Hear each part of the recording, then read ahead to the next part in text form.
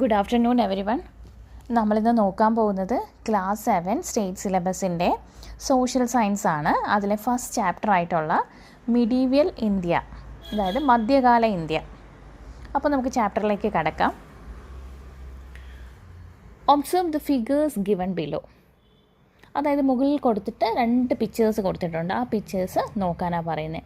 These are the historical relics of 2 kingdoms that rule medieval India.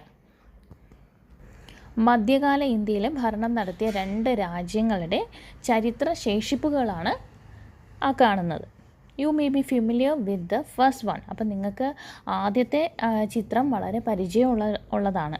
U might have seen our prime minister hosting the national flag here on the Independence Day. അപ്പം നിങ്ങൾ T വിയിലൊക്കെ കണ്ടിട്ടുണ്ടായിരിക്കും, സ്വാതന്ത്ര്യ ദിനത്തിൽ നമ്മുടെ പ്രധാനമന്ത്രി അവിടെ എന്താണ് ദേശീയ പതാക ഉയർത്തുന്നത് നിങ്ങളൊക്കെ കണ്ടിട്ടുണ്ടായിരിക്കും. The first figure is the Red Fort built in Delhi during the reign of Mughal Emperor Shah Jahan. അപ്പോൾ ഈ ഫസ്റ്റ് ഫിഗർ ഏതാ? റെഡ് ഫോർട്ടാണ്. റെഡ് ഫോർട്ട് എന്ന് പറഞ്ഞാൽ എന്താ? ചെങ്കോട്ട. ചെങ്കോട്ടയാണ്. ചെങ്കോട്ട എവിടെയാണ്? ഡൽഹിയിലാണ്. മുഗൾ ചക്രവർത്തിയായ ഷാജഹാൻ്റെ ഭരണകാലത്ത് ഡൽഹിയിൽ നിർമ്മിച്ചതാണ് ഈ ചെങ്കോട്ട. The second is the figure of Hampi, the capital of Vijayanagara that existed in South India during the same period. അപ്പോൾ ഇതേ സമയത്ത് തന്നെ സൗത്ത് ഇന്ത്യയിൽ, ദക്ഷിണേന്ത്യയിൽ നിലനിന്നിരുന്ന വിജയനഗരത്തിൻ്റെ തലസ്ഥാനമായ ഹംപി ഇവിടെ ചിത്രമാണ് ഈ രണ്ടാമതായിട്ട് കാണുന്നത്. Let's have A discussion on these 2 kingdoms in this chapter. അപ്പം നമ്മൾ ഈ 2 രാജ്യങ്ങളെക്കുറിച്ചാണ് ഈ അധ്യായത്തിൽ കൂടുതലായിട്ട് ചർച്ച ചെയ്യുന്നത്. സെക്കൻഡ് പേജിൽ മുഗൾ റൂളാണ്. Babur establish the Mughal rule in 1526. 1526 Mughal ഭരണം സ്ഥാപിച്ചത് ആരാണ്? ബാബറാണ്. The Mughals ruled India till 1857 with Delhi as their capital. 1857 വരെ ഡൽഹി കേന്ദ്രമാക്കി ഇന്ത്യ ഭരിച്ച മുഗൾ ഭരണകാലത്തെ പ്രധാന ഭരണാധികാരികൾ ആരൊക്കെയാണെന്ന് നമുക്ക് താഴെ നോക്കാം. ആരൊക്കെയാണ് the main rulers during the Mughal period? Babur 1526 to 1530 ആണ്. അത് കഴിഞ്ഞ് Humayun 1530 to 1540, 1555 to 1556. Akbar 1556 to 1605. Jahangir 1605 to 1627. Shah Jahan 1628 to 1658. Aurangzeb 1658 to 1707. You may have identified the important Mughal rulers from the picture. അപ്പോൾ ഈ ഒരു പിക്ചർ നോക്കിക്കഴിയുമ്പം നിങ്ങൾക്ക് അറിയാൻ പറ്റും ഇമ്പോർട്ടൻ്റ് ആയിട്ടുള്ള മുഗൾ റൂളേഴ്സ്, മുഗൾ ഭരണാധികാരികൾ ആരൊക്കെയാണെന്ന് നിങ്ങൾക്ക് വളരെ വ്യക്തമായിട്ട് മനസ്സിലാക്കാൻ പറ്റും. The Mughals had a very vast kingdom. അതായത് വളരെ വിസ്താരമുള്ള രാജ്യമായിരുന്നു ഈ മുഗളരുടേത്. In addition to today's India, the Mughal rule had spread to the neighbouring countries also. അതായത് ഇന്നത്തെ ഇന്ത്യ, അതിന് പുറമേ ആയിട്ട് അയൽ രാജ്യങ്ങളായിട്ടുള്ള അഫ്ഗാനിസ്ഥാൻ അതുപോലുള്ള കുറച്ച് രാജ്യങ്ങൾ കൂടെ ഈ മുഗൾ ഭരണത്തിൽ വ്യാപിച്ചിട്ടുണ്ടായിരുന്നു. അടുത്തത് the Mughals and the first battle of Panipat. അതായത് മുഗളന്മാരും ഒന്നാം പാനിപ്പറ്റ് യുദ്ധവും. The name Mughal is derived from the term Mongol. Babur, the founder of the Mughal kingdom, was the descendant of the Turkish ruler Timur, paternal way, and the Mongol king Genghis Khan, maternal way.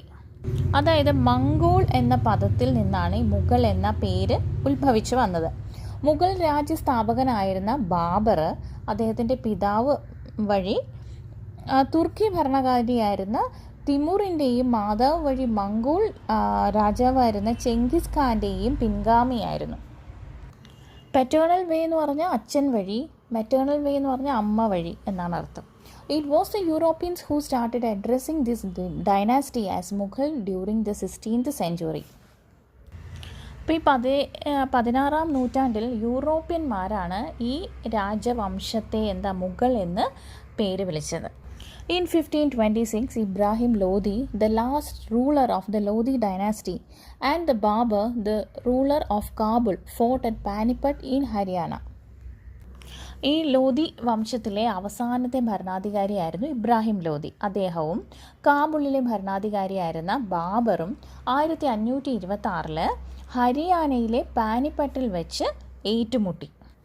In history this battle is referred as A first battle of Panipat. അപ്പം നമ്മുടെ ചരിത്രത്തിലെ ഹിസ്റ്ററിയിൽ ഇതിനെ എന്താണ് ഒന്നാം പാനിപ്പട്ട് യുദ്ധം എന്നാണ് വിശേഷിപ്പിച്ചിരിക്കുന്നത്. Babur laid the foundation of the Mughal rule in India through this victory. അതായത് ഈ യുദ്ധത്തിലൂടെയാണ് നമ്മുടെ ബാബർ ഇന്ത്യയിൽ മുഗൾ ഭരണം സ്ഥാപിച്ചത്. Emperor Akbar who shook the east passed away. അതായത് ഈ കിഴക്കിനെ വിറപ്പിച്ച അക്ബർ ചക്രവർത്തി മരണപ്പെട്ടു.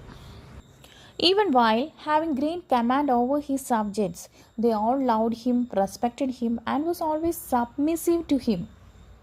അപ്പോൾ എന്താണ്, ഈ അക്ബർ വളരെ മഹാനായ ഒരു ചക്രവർത്തിയായിരുന്നു.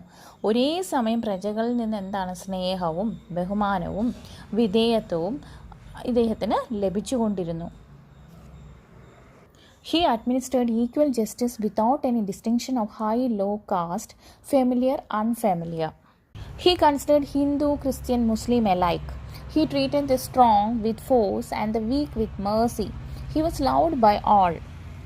അതായത് എന്താ, ഈ താഴ്ന്ന വിഭാഗങ്ങൾ ഉയർന്ന വിഭാഗം എന്നുള്ള തരംതിരിവ് ഒന്നും തന്നെ ഇല്ലാതെ, പിന്നെ നമുക്ക് പരിചയമുള്ളവർ കാണും, അപരിചിതർ കാണും, അങ്ങനെ ഒരു വ്യത്യാസം കൂടെ ഇല്ലാതെ, പിന്നെ പല മതങ്ങളുണ്ട്, ഹിന്ദു, ക്രിസ്ത്യൻ, മുസ്ലിം.